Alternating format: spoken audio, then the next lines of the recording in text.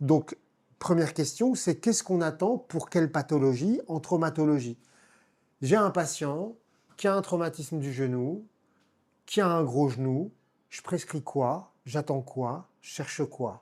Alors, dans le cadre de la traumatologie, déjà le couple radio-écho, c'est le couple de première intention à envisager dans quasiment toutes les pathologies traumatologiques et la radio en première intention.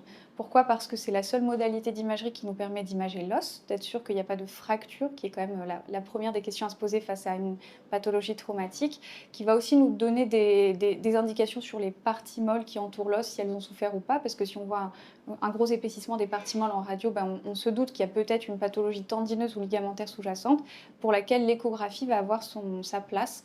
Ça En apporte quoi comme élément, l'échographie? Ça va dire quoi? l'échographie, par rapport à la radio, ça va permettre d'imager les ligaments et les tendons dans quasiment toutes les articulations du corps.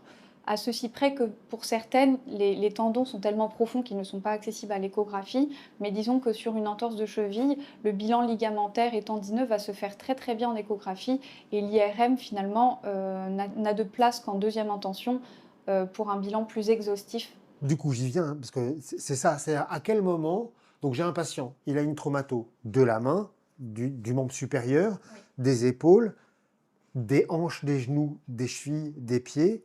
Je demande de manière systématique radio de pied, radio de cheville, radio du membre qui est traumatisé, éventuellement une échographie s'il y a des symptômes locaux qui sont importants. Exactement. Mais ensuite, c'est à quel moment je vais demander un scan ou une IRM? Alors, le scanner, il faut le voir comme la continuité de la radio, c'est-à-dire que si la radio déjà montre une fracture, le scanner va venir mieux étudier la lésion fracturaire du fait que c'est un examen dans les trois plans de l'espace, mais globalement, c'est une continuité de la radio.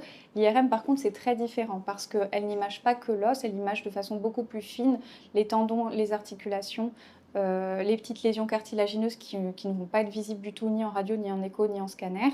Donc l'IRM, c'est pas